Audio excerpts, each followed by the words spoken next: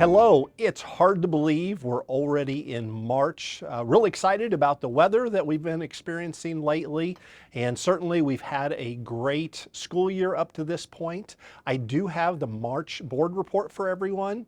First of all, under consent agenda, we have bills totaling $22,800,310.12.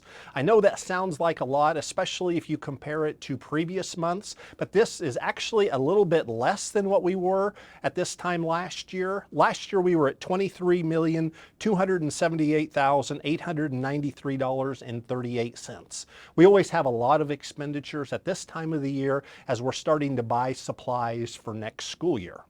Also under consent agenda, we have the approval to let bids for the Nutritional Services Grocery Supplies contract. And this is something that we typically do every 2 to 3 years as we get ready for each successive school year.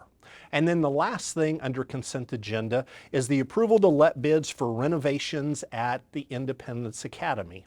If you know about Independence Academy, it has a long history not related to education. It was not originally an ISD building, so it really wasn't purposed for that. What we're trying to do is get more classroom space, so we're looking to remodel, particularly the first floor, to get more classrooms. So we're really excited about this. It will probably occur in phases over the next possibly 2 to 3 years. Then under superintendent's report, I did report out about the assessed valuation within the Independence School District.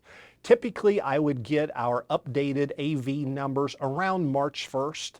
As of right now, I have not received any updated AV numbers from Jackson County, but I did get a report on the amount of funds that we have not received because people have paid under protest. So for this year, the amount that's sitting in escrow is $1,304,349.52. And this is quite a bit more than what we would typically see. Also, I did talk a little bit about the legislative session that's going on in Jeff City. They are a week out from their spring break. Right now, there are not a ton of bills moving, mostly because, to be quite honest, there's a lot of dysfunction in the Senate. So whenever that happens with filibusters and things like that, not a lot of bills move. But some of the things that are looking to possibly come out of committee are things such as ESAs, school vouchers, and things like that. Those are things that we are not particularly in support of here in the Independence School District. Item number 1 under new business is the approval of the appointment to the Jackson County Board of Equalization for 2024. Debbie Allen is once again the ISD's appointee for this. We really appreciate Debbie's doing this for the Independence School District. This is our representative whenever there are cases related to assessed valuation that go before the Board of Equalization. She gets to listen to that case and give her input as far as the value of the property that they're talking about. Item number 2 under new business is the approval of the 2024 summer school program.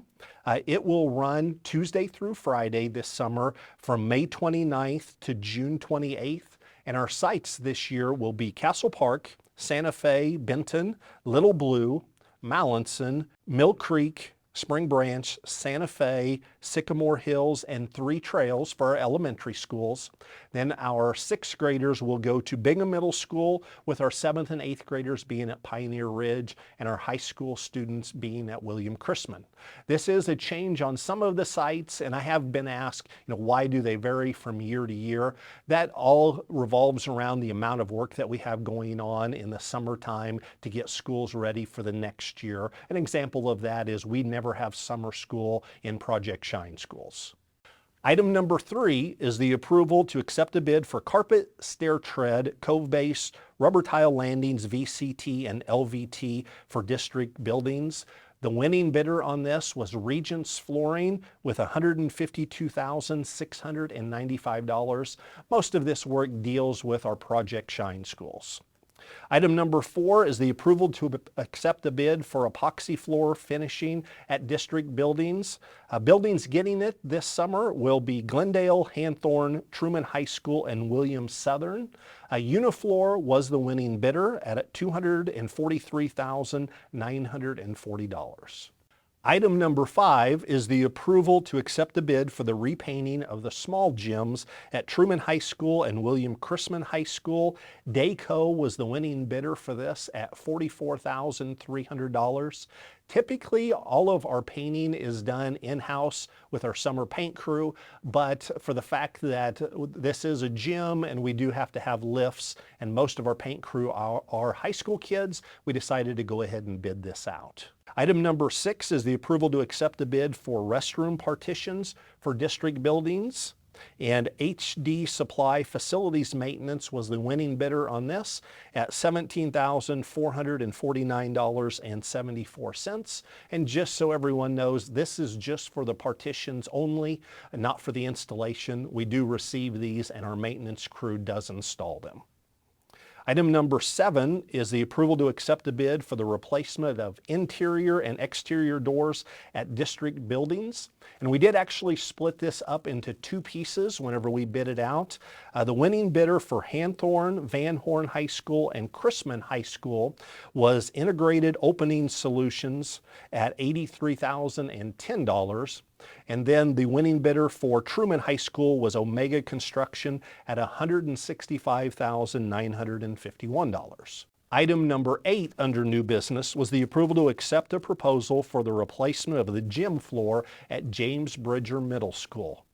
Many of you who watch this might have even attended Bridger Middle School. This is the original floor, so it's 51 years old. So certainly we've got great life out of it, but we do have a number of dead spots in that floor, so we are going to replace it this summer. The winning bidder was Blankford Enterprises at $158,100. Item number 9 was the approval to accept a quote for furniture for the remodel at Truman High School, Nowlin Middle School, and Bridger Middle School. Freedom Interiors won this bid at $342,544.54. This is work that's associated with the bond issue that we passed here within the last couple of years. Item number 10 is the approval to accept the bid for roof replacement at Ott Elementary School. Quality Roofing Company won the bid on this at $149,000. And we were really excited about the number of bidders that we did get for this project. Item number 11 is the approval to accept a proposal for the replacement of the gym floor at Bingham Middle School. And this is not the large gym. This is actually the secondary gym, the small gym, as a lot of people call it. It's not a wood floor. It's what a lot of people refer to as a tartan floor. Kiefer was the winning bidder on this at $107,550. Item number 12 is the approval to accept a quote to purchase 6 propane buses. All 6 of these are 71 passenger buses, and they will be Bluebird buses. Central States Bus was the winning bidder on this at $987,660.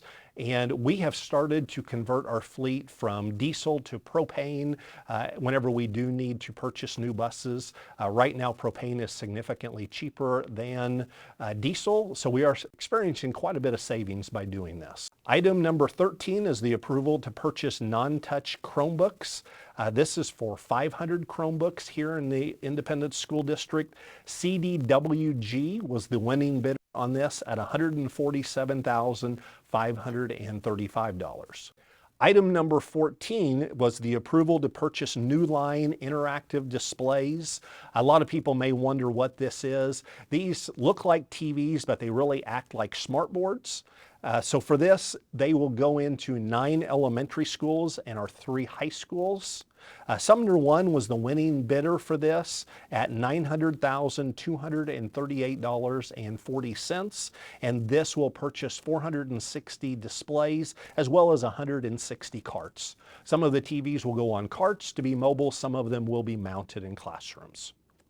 Item number 15 is the approval to purchase replacement laptops and docks for our elementary teachers.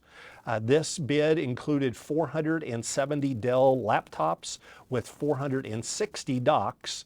The winning bidder was CDWG at $563,790, and this will be paid for out of ESSER 3 funds. Number 16 is the approval of the collective bargaining agreement with INEA. I'm very excited about this, as this does constitute the largest pay increase in district history for our teachers, and I will have 2 more collective bargaining agreements that I'll talk about. With all 3 of these, this is the largest increase in salary and benefits in district history.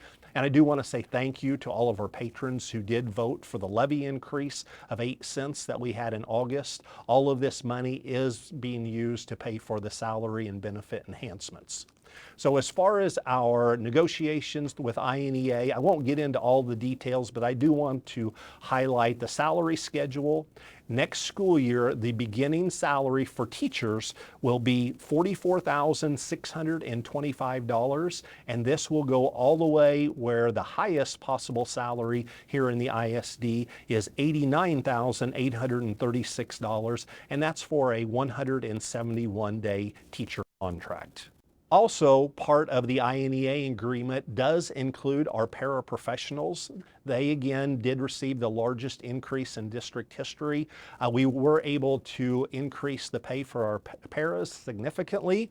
It ranged from 11.35% all the way up to a 26.32% raise. We're able to do some things with the salary guide, as well as to increase the stipend that we pay in addition to the normal salary for individuals who are part of our special programs like our CBSS, our emotionally disturbed program, our early childhood special education. So really excited about what we're going to be able to do for our paraprofessionals. Item number 17 was the agreement of the collective bargaining agreement with IESP. This is with our facilities and grounds individuals. Again, it's going to sound like a broken record, but it was the largest pay increase in district history. Very excited for all of these individuals. Also, to go along with that is the approval of the CBA with the Independence Transportation Association. So we were able to do a lot for our bus drivers. Very excited to say that this again was the largest pay increase in district history, and we are setting much better as far as bus drivers go here in the ISD and not having near as many open routes. Item number 19 was the approval of the declaration of surplus items. This is something that we do here in the ISD 4 times each year. So anytime that we have items that we're either going to try to sell or discard because they're broken or obsolete, we do have to declare them as surplus before we get rid of those items. And then lastly, item number 20, we did have a discussion of the Board of Education self-evaluation. That is your March Board of Education report. Again, it was really long, a lot of items, but we're really excited to be able to move forward purchasing things for next school year. With that, we are getting close to the end of the third 9 weeks. I do want to thank everyone for everything that our teachers and our support staff, they do for kids, but then also to all of our parents out there for making sure that your child gets to school each day. We really appreciate that. So with that, everyone, have a great March.